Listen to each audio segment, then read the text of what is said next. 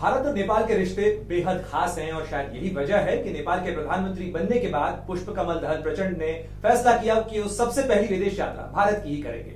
तो इस खास यात्रा पर बातचीत करने के लिए हमारे साथ हैं नारायण प्रकाश साउद, जो कि नेपाल के विदेश मंत्री हैं। सर, भारत में आपका स्वागत है और आपका स्वागत है एबीपी न्यूज पर। हाँ, धन्यवाद है सर। पहला सवाल इस चीज को लेकर, भारत और नेपाल के रिश्ते बेहद खास है, लेकिन प्रधानमंत्री पुष्पकमल दहल प्रचंड की इस यात्रा के में क्या एजेंडा, क्या कुछ खास होने वाला है और प्रधानमंत्री मोदी से जब उनकी मुलाकात होगी तो क्या कुछ बात होगी? आपने जैसे कि कह दिया है कि नेपाल और भारत के रिश्ते खास हैं। हम लोगों के संबंध प्राचीन हैं और सुमधुर हैं। हमारे बीच में कई एजेंडे हैं बात करने के लिए। विशेष करके हम लोग पारवहन पर बात करेंगे, वाटर पानी का जल स्रोत का उपयोग पर बात करेंगे। भारतीय लगानी जो है उसको नेपाल में कैसे आकर्षित किया जाए उस पर बात करेंगे। भारतीय लाइन ऑफ क्रेडिट का जो मोदी जी ने पहले कमिटमेंट किया था उसका कैसे ट्रांसमिशन पे खर्चा किया जाए, उसका एलोकेट किया जाए, उसके बारे में बात करेंगे। और उसके साथ साथ हम भारत के साथ वो विद्युत व्यापार के बारे में भी बात करेंगे। भारत के भाई इंडिया जो है वो बांग्लादेश के साथ विद्युत व्यापार हो, ऐसा भी हम चाहते हैं।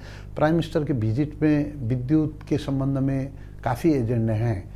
उसके बाद पारवहन के बारे में है, कृषि के बारे में है और कनेक्टिविटी के बारे में भी हम बात कर रहे हैं। हम चाहते हैं कि हमें कुछ भारत के रास्ते, कुछ एयर रूट्स हमें अवेलेबल हों ताकि हम लोगों का हवाई यातायात जो है वो स्वाभाविक रूप से चले, क्योंकि हमारे पास एक एयर रूट है वो काफ़ी कंजक्टेड है, कुछ उसमें जो व्यस्त रहता है, इसीलिए हमें कुछ और एयर रूट भी चाहिए। इसके बारे में नेपाल चाहता है कि जो उसके हाइड्रो इलेक्ट्रिक रिसोर्स है उसका इस्तेमाल भारत में हो सके, बिजली का निर्यात नेपाल कर सके और भारत के रास्ते बांग्लादेश तक निर्यात कर सके। देखिए, अब दुनिया में ही ये क्लीन एनर्जी की ओर दुनिया आगे बढ़ रही है। भारत में भी पहले कोयला का प्रयोग होता था और कई चीज़ों का प्रयोग होता था, न्यूक्लियर एनर्जी भी बनती थी। ये सब क्लीन एनर्जी नहीं है, इसीलिए क्लीन एनर्जी जो है वाटर रिसोर्सेज से आती है और उसका सबसे ज़्यादा बड़ा सोर्स नेपाल के पास है। हमारे पास हाई हिमालयाज हैं, वहाँ से बहने वाली जो स्थायी नदियाँ हैं वो हैं, वहाँ से हम विद्युत उत्पादन कर सकते हैं और उस विद्युत उत्पादन से भारत में जो ऊर्जा की कमी है उसको हम दूर कर सकते हैं। बांग्लादेश के साथ भी, बांग्लादेश के पीएम साहब के साथ भी हमारी मुलाकात हुई और उस पर उन्होंने बांग्लादेश में भी विद्युत का बहुत बड़ा बाजार है, खपत के लिए मांग है करके उन्होंने कहा। इसीलिए हमारे पास कई संभावना है, विद्युत उसमें बहुत बड़ी संभावना है। उसके बाद भी और भी कई चीज़ें हैं, जैसे हम व्यापार में नेपाल में के पहाड़ी इलाका भी है, वहाँ के टेरेन भी है, वहाँ का जो कृषि उत्पादन है उसको हम भारत में आयात कर सकते हैं। विदेश मंत्री जी, भारत और नेपाल के रिश्ते जो हैं वो रोटी बेटी के रिश्ते कहे जाते हैं, बहुत खास हैं। 1800 किलोमीटर से ज्यादा का बॉर्डर है, 2/3 से ज्यादा नेपाल का ट्रेड भारत से आता है। ऐसे में क्या आपको लगता है कि पिछले कुछ सालों के अंदर जो बहुत सारे विवाद हुए उसने ये जो संभावनाएं हैं जिनको आप गिना रहे हैं, जो बहुत सारे प्रोजेक्ट्स हैं, उन पर भी कहीं ना कहीं असर डाला, चाहे काला पानी लिपुलेख वाला विवाद हो या ऐसे कई जो राजनीतिक विवाद रंग ले गए? तो आपको लगता है कि प्रधानमंत्री जी की कोशिश होगी इस यात्रा के अंदर उन विवादों को पीछे हटा के आगे बढ़ा जा सके? देखिए, हम जब भी नेपाल और भारत के संबंधों को वो मनोवैज्ञानिक रूप में एक नैरेटिव बना के देखना नहीं चाहते। वो नेपाल और भारत के संबंध प्राचीन काल से हैं, बहुत पुराने संबंध है, बहुत अच्छे संबंध है। ये अच्छे संबंध और निकट संबंध के कारण कई बार ऐसा होता है कि कुछ एक्सपेक्टेशन जो है आपस में एक दूसरे के प्रति, उसमें कभी ऊपर नीचा होता रहता है।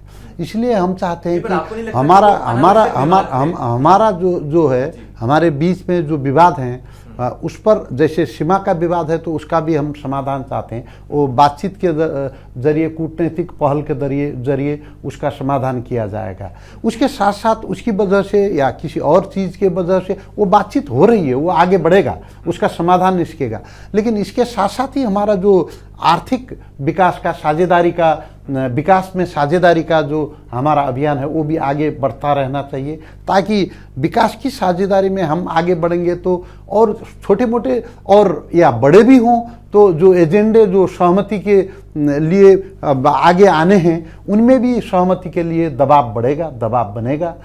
इसीलिए मुझे लगता है कि आपको एक ही कुछ चीज़ों पे हमारी सहमति होगी, कुछ में सहमति होना बाकी होगी, उसकी वजह से हम दोनों के संबंध में खटास नहीं आना चाहिए।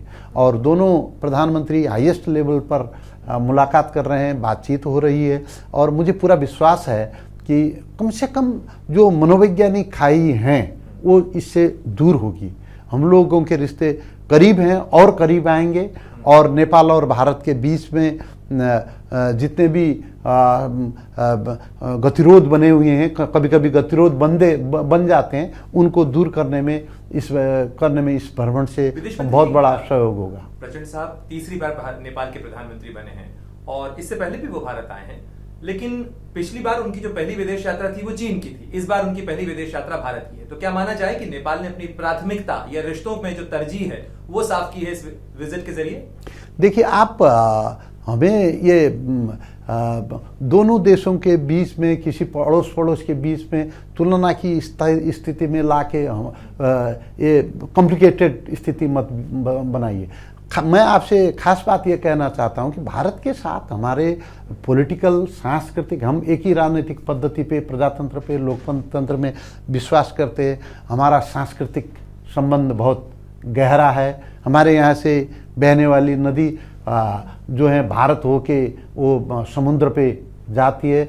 हमारा 2/3 व्यापार भारत से होता है और चीन के साथ भी जितना हमारा व्यापार होता है उसका बहुत बड़ा हिस्सा जो है हिंद महासागर के माध्यम से आता है। इसीलिए चीन भी हमारा उत्तरी पड़ोस है और वो भी, उसके साथ भी हमारे अच्छे रिश्ते हैं। लेकिन भारत के साथ हमारे जैसे घनिष्ठ रिश्ते हैं, उन पड़ोसी चीन के साथ हमारे अच्छे रिश्ते हैं। इसीलिए हमको ऐसा करना चाहिए कि हम दोनों देशों के लिए घनिष्ठ शब्द का इस्तेमाल किया और चीन के साथ अच्छे रिश्तों का शब्द हम तो जो है वो दोनों देशों के बीच में रिश्ते भूगोल की वजह से भी निर्धारित होते हैं, सुरक्षा की वजह से भी निर्धारित होते हैं, आर्थिक इंटरैक्शन के भी, आर्थिक जो अंतर क्रियाएं होती हैं उसकी वजह से भी निर्भर होते हैं, सांस्कृतिक वजह से भी निर्भर होती हैं। कई चीज़ें हैं जो मुल्क की परराष्ट्र नीति को, रिश्ते को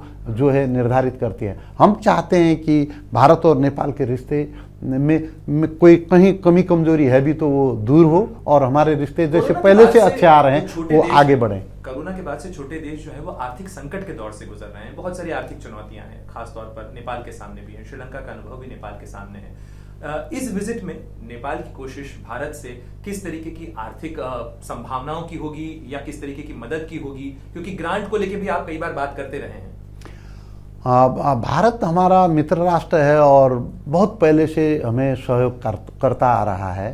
हम चाहते हैं कि जो ये व्यापार घाटा है नेपाल को, भारत के साथ जो व्यापार घाटा है वो भारी व्यापार घाटा है।